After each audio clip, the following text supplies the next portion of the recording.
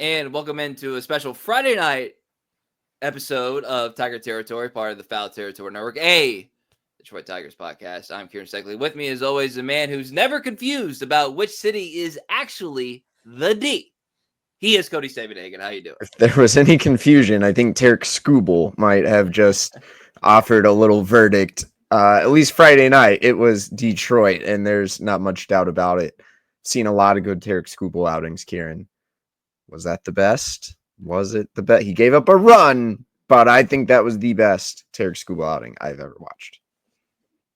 Yeah, you stole the question right out of my mouth because I honestly think that was the best that I had seen him, and I was thinking this by the third inning. This is not me being like, oh, he could have a perfect game or, no hitter or whatever, like the default, the best outing he's ever had. But he finishes, in case you guys missed, we're going to bore you with some stats for a second. He finishes 7 innings, gives up 2 hits, 1 run, 12 strikeouts, Cody, and 32 whiffs, which, unless something changed, but from the time that we are talking about this, I doubt it, as I believe I saw on X, the most whiffs in one start in Major League Baseball this season. The most this season is the most in Tigers history in the pitch tracking era, which I think dates back to like 2008. StatCast is 2015. Anyway, the Rangers swung and the Rangers missed a lot. And they missed his changeup and they missed his fastball. He mixed in a little bit of slider, mixed in a wicked curveball to Jonah. I think Jonah Heim at one point that like broke him. It was a dominant outing. He's doing just fine without his guy Jake Rogers. Dylan Dingler has got a pretty good handle on Tarik Skubal. I mean, yeah, he yelled at the umpire a little bit, which is kind of one of his things. I've said this before. I don't know. Like, it was such an impressive outing. I want to be here and just break it all down, but it's like there's not much to say. He just showed up and he just beat hitter after hitter. One thing Dylan Dingler said, it was like, could you tell they were getting frustrated? And he was like, yeah, I could tell at a couple points. I kind of enjoyed it. So hitters' reactions, both their swings and, whatever they may have been saying in the box or, their body language, maybe that tells the whole story. I don't think Rangers hitters had much hope against Tarik Skubal, even in what ended up being a 1-run game. Yeah, so we'll talk about sort of like the element there in a second, but like specific to Skubal, there was such a measured confidence with him on the mound today that I didn't think he was. Now, he talked about later about, quote unquote, thinking about the no-hitter and all that stuff. And, credit to him for being honest about that. So he's thinking about it after 1. Yeah. Which, Love Tarik. Yeah, exactly. Credit to being honest about it. But he also didn't. There was no time during that outing when that was still in play that I thought, okay, well, he's stretching for it. He's like going for it. Like he still felt like very much in command, as if he had just given up like a leadoff single and then just kind of went. You see what I'm saying? Like there was no time where I thought he was overextending himself, because the pitch count, because I'll be honest with you, like I was at a local establishment watching this game because I don't get the Rangers channel at home, and I was kind of looking around. I was like, no one really seems to be paying attention. When Javi goes and gets that ball in the gap, I'm kind of like leaning back. I'm like, I'm kind of like reacting to every little thing. JN has a sliding catch, but like no one seemed to be paying that much attention. I didn't really want to say anything. People are texting me. I didn't want to like respond to them. I was like, I was kind of doing like the whole no-hitter jinx thing a little bit myself. I get texts about like about his contract. I'm like, who gives about his contract right now? Like some history might be happening here. And then I'm thinking like, oh man, might have to get a couple Red Bulls on my way home. It could be a late night for your boy. That's okay. It was still like an excellent outing that I feel better. Like I've just watching felt like that was the best that I had seen him. There was a stat that I saw as like first pitcher in MLB history, probably since they can track this, with 40 plus strikeouts, with allowing 4 or fewer runs over 6 starts. That strikeout total ends up getting bigger, and he's 50 strikeouts and 1 walk, which honestly sounds made up. Like, you can watch Mhm. Skubal outing, as we do, and as I'm sure almost everybody that's listening to this right now does. You can watch every Skubal outing and think that he's the best pitcher in baseball. And still, when you see that 50-1 ratio over 6 starts, it seems made up. It's like, all right, they had to miss a walk in there. Like, There's some really good pitchers who every now and then will issue 2 walks in, in a start, let alone 6 starts. I think that's one of the most remarkable things about Skubal is just the strike throwing beast he has become. This is a guy who early in his career was not that pitch efficient, and like, I don't know that he necessarily struggled with walks, but he doesn't do what he does now, which is just attacks and throws strikes, has pinpoint command. Maybe that's the question. Is Tarik Skubal the best pitcher in baseball? Right now, I think he is. I think he's better than Paul Skeens. I think he's better than Corbin Burns. I think if anyone actually, the guy who's impressed me the most this year is Hunter Brown, who is not far off from Skubal territory right now. But you watch that outing, you look at 50 Ks, 1 walk. I think Tarik Skubal is the best pitcher in baseball. I'm not sure it's that much of a debate. I think nationally, even though this guy's won a Cy Young, even though he does get a lot of love, that needs to start coming through a little bit more. He's on a different level than even the Paul Skeens and some of these other darlings of the world. That's good. Come through a little bit more. I think that's a really good way to phrase it. I think I saw. I don't want to say the wrong media outlet, so I'm gonna leave it blank. But there was a national media outlet that had like top 5 starting pitchers in baseball, and I think Skubal was like 4th. I saw earlier today, and someone called him out on it and said this is like the most blatant form of engagement farming I've ever seen. And then Skubal goes, maybe that was like his burner that said it or something like that, because Skubal went out like he saw somebody call him the 4th best pitcher in baseball, and he said, none of that. Wait, who was above him? Do you know? Do you remember it? No, because We'll I went went to a rage after I saw that Skubal was 4. It didn't matter. Like, Jesus could have been number 1. I would have been pissed. I was like, it's just like as soon as if Skubal's 4 on your list, then you just need to make up a new list. You know what I mean? Like, it just doesn't exist. So like it was kind of like a little bit of a blackout for me about who would be ahead of that. We'll talk about some of the other kind of unique circumstances surrounding this game, which, by the way, was really close. And I do want to talk about like how they were able to win this game. It's not just Skubal excellent. That was obviously a huge part of it. But there are a couple other kind of unique facets of this game I wanted to get into with Cody. But first, a word from our sponsors. It is complicated enough to figure out what type of car you want. But when it comes to pricing and best time to buy and all of that information that you're looking for, CarGurus is the only destination that you should be thinking about, Kratz. Why? Because I don't have to question what the price is. It's going to be there. If the price changes and comes down to where I want it to be, bang, I get a notification. CarGurus is giving it to me straight, and this is how I want to purchase a car. Not fast. I just want to know what's going on. With over 4 million listings, CarGurus has more car listings than any other major online automotive marketplace in the U.S. So you can find the best deal, and it's no wonder SimilarWeb estimated traffic data shows CarGurus is the #1 most visited car shopping site. So you can buy or sell your next car today with CarGurus at CarGurus.com. Go to CarGurus.com to make sure your big deal is the best deal. That's CarGurus.com, CarGurus.com. I found it, Kieran. It's Hunter Green. Hunter Green is really good. Logan Gilbert. Hopefully he's okay. Paul Skeens. My rankings would be Tarik Skubal, Hunter Green, Hunter Brown, who's not on the top 10, Paul Skeens. Logan Gilbert can be 5 on my list. That's what I would go with. Hunter Brown, people need to start giving more love. Oh, for sure. 100%. And I think that will happen. All right. So it's not a Skubal outing without some sort of like emotional element. And that's okay. It's one of the reasons that we love it. We love Skubal. Come on. And I forget who was at the plate, but it was like the check swing that was a foul ball, but it wasn't called a foul ball. And I thought for a second, Cody, I was like, oh my God, are we getting our first AJ Hinch ejection? Because he came out pretty impassioned. He came out pretty impassioned to argue there should be appeal, blah, blah, blah. And then you think that's the end of it? No.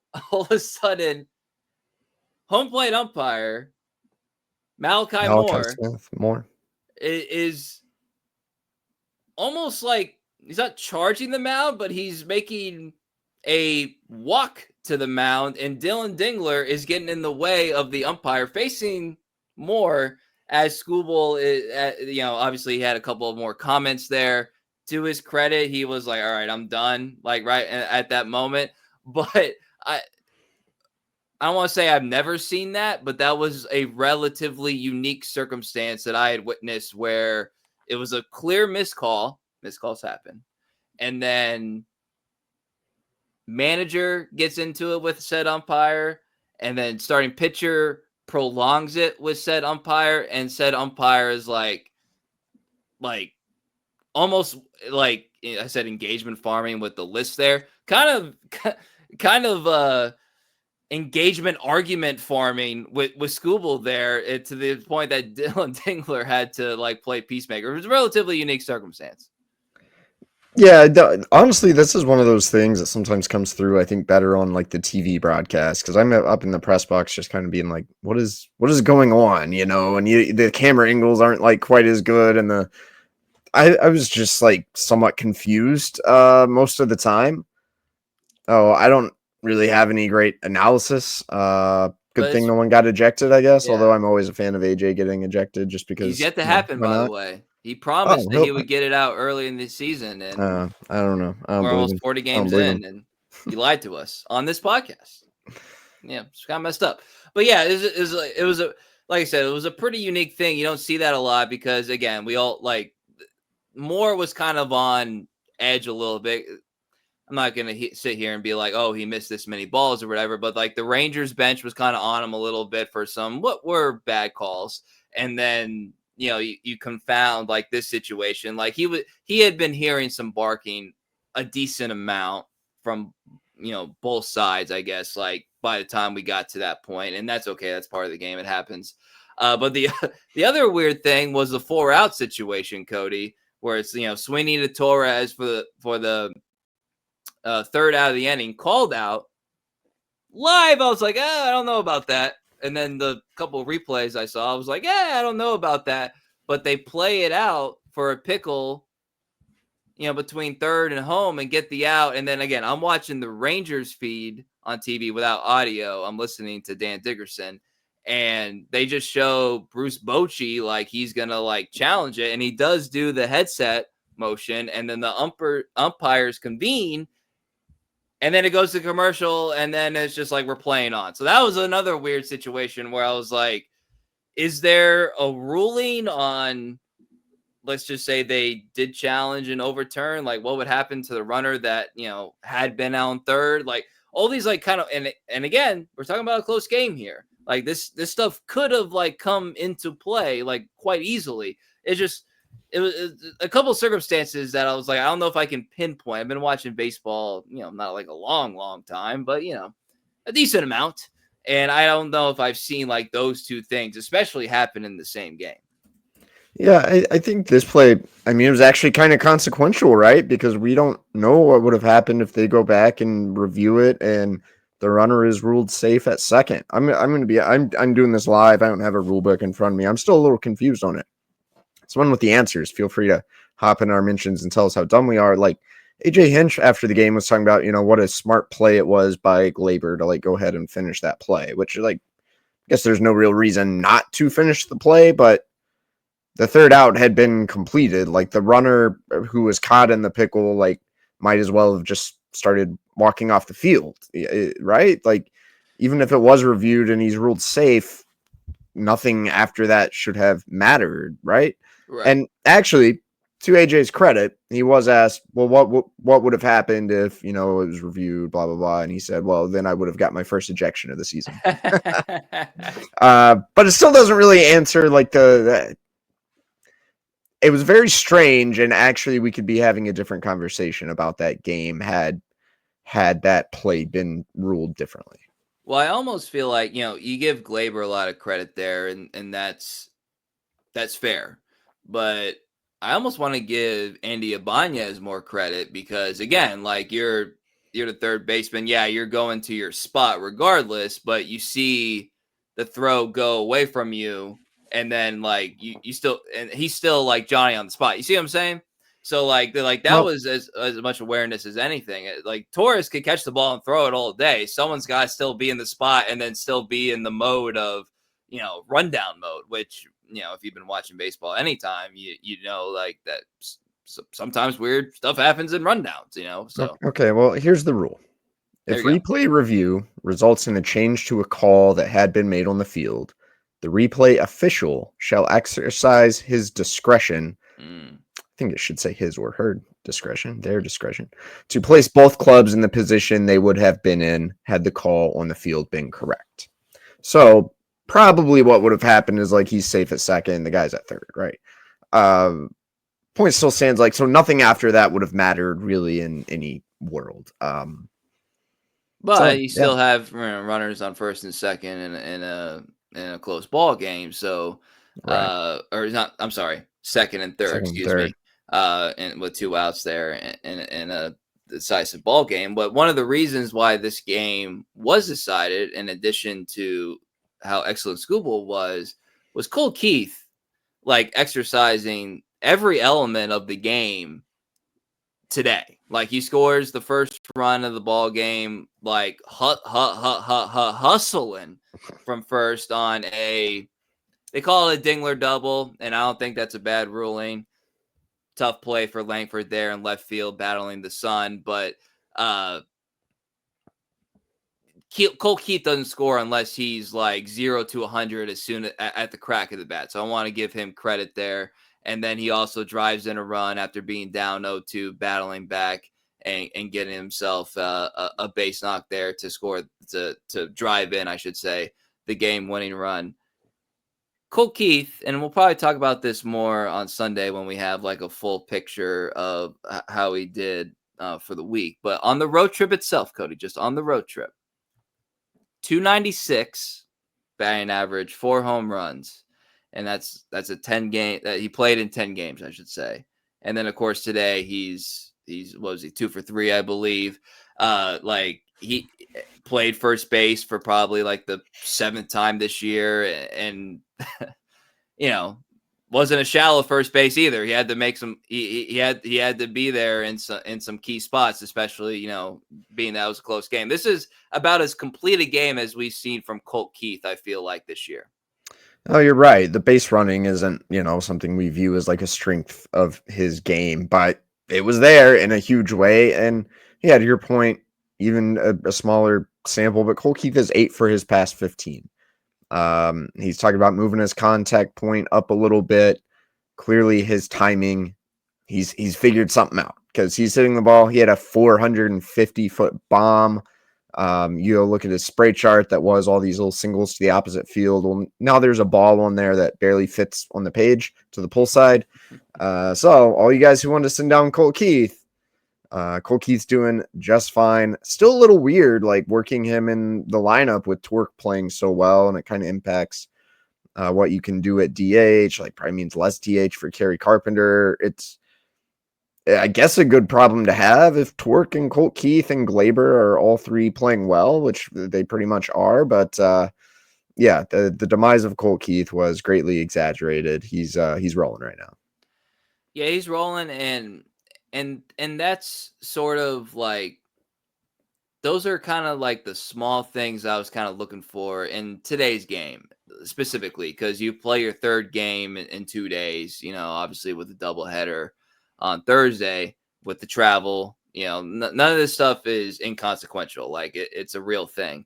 And you have 2 blowouts, and then you you had the lead the entire time, so it's not like you eked out a win in the sense that like you got it late or whatever, but it was like a win that you had to work for against a team that has some great starting pitching. Like we might average like 2 hours and 15 minutes this whole weekend per game, Cody, between these two teams. But like they have great starting pitching, can't hit that well. But what that means is you're gonna have to win in a completely different fashion.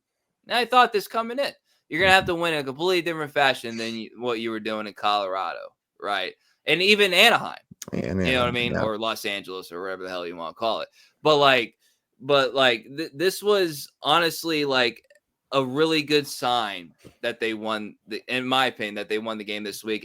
And because of what you were able to do on Thursday, you can bring in Canley, you can bring in Vest, and it's all, everything's looking up there. So like, we're recording this right after the game, so we're gonna like over exaggerate it naturally, and that's okay. We're having fun with it.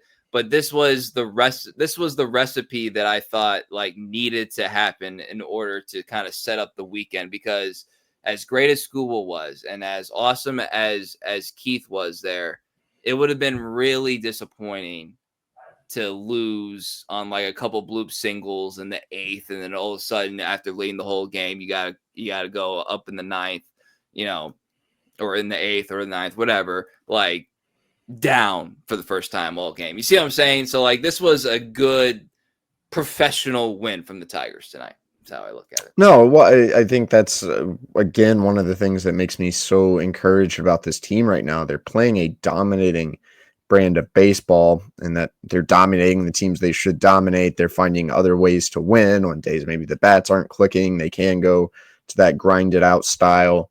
Sheer record wise, it's actually not as dominant as when they went 31-11 down the stretch last year. But didn't that feel like just 2 months of just like being on the edge of your seat every single night, and also being like, how in the world are they doing this? And now it feels like, okay, they're going to come out, they're going to pitch the lights out, they can hit, they're going to run the base as well, especially against teams that aren't pitching well. They're going to be able to unlock some power. Like they have multiple ways to get these wins, which I don't. It's not that last year's team didn't, but last year it kind of felt like watching the same close game, 31 times, and that's not the case with this team. This team can out-pitch you. This team can out-hit you. This team can out-execute you. It's why they have the best record in Major League Baseball. I'm sure there's going to be like some drop-off, probably. But, man, they are just padding wins. When you go into Colorado and you sweep, when you take 3 of 4 from the Angels, those are the things you are supposed to do. And those are the things that are going to put the Tigers in a very good position, regardless of what might be ahead. Yeah, and none of this seems fluky, which is I think we're past calling it a fluke. Go look at their past 162 games. I think they're a 90-win team. Yeah, exactly. And we'll talk more about the fact that they're not at full strength. We'll talk about that more next week. There's a little bit of an update on that today, but nothing that we can't talk about here in a couple of days. But something that I did want to say, Cody, here is that pretty unique circumstance. You got a couple brothers on the field. One of them didn't play today. It's obviously Josh for the Rangers and Jace for the Tigers. Pretty unique circumstance, pretty fun. They end up playing the same position, which I don't think was necessarily what they thought would happen as they were growing up. But one of the we had Brewer Hicklin with his first career Major League hit, which again we didn't talk about. That was really cool, and this is another really cool element here between Josh and Jace. Yeah, for sure. But wrote a story on the Young family that's on The Athletic. Hope you guys will check it out. Talked to both of them. Talked to his parents in the stands Friday night. Their dad Jeff was like, they're only 30 third baseman in Major League Baseball. Let's call it 30 and some change. But 2 of them from the same household. That's pretty remarkable, even for clearly an athletic family. It's one thing to raise 2 athletes, another thing to produce 2 first-round picks who both make the major leagues, who then become basically 2 of 30 third basemen. I think the cool thing, stressful for the Young family, is like they didn't know for sure if this reunion in May on Mother's Day weekend was going to work out. Josh has been injured. He had a neck thing at the end of camp. Jace didn't make the team. They didn't know if he was going to come up. Their mom, Mary, would like look up flights and then delete the internet history because she didn't want to jinx it. As late as Tuesday, they were like, oh, what if Jace gets sent down? It's worked out really well. It's going to be an awesome Mother's Day weekend for Mary Young and really that whole family. The brothers are really close. They work out in the off season, basically live together in the off season. Different guys, Josh is a lot more like, they call him kind of the thinker, and Jace, I think, is more, you guys see Jace play, he's just all instinct, right? But yeah, I'm a fan of the Young family, I think, even more after reporting that story and kind of watching what's already unfolded just Friday night. Yeah, go read that if you are a subscriber to The Athletic. And you guys should, if you haven't already, subscribe to our YouTube and then Apple and Spotify, wherever you get your podcasts. We appreciate all of you for hanging out with us throughout a very fun start to the season. And in this specific case, a very fun Friday night into Saturday morning. So for Cody Stavenhagen, I'm Kieran Steckley. Everybody have a great day.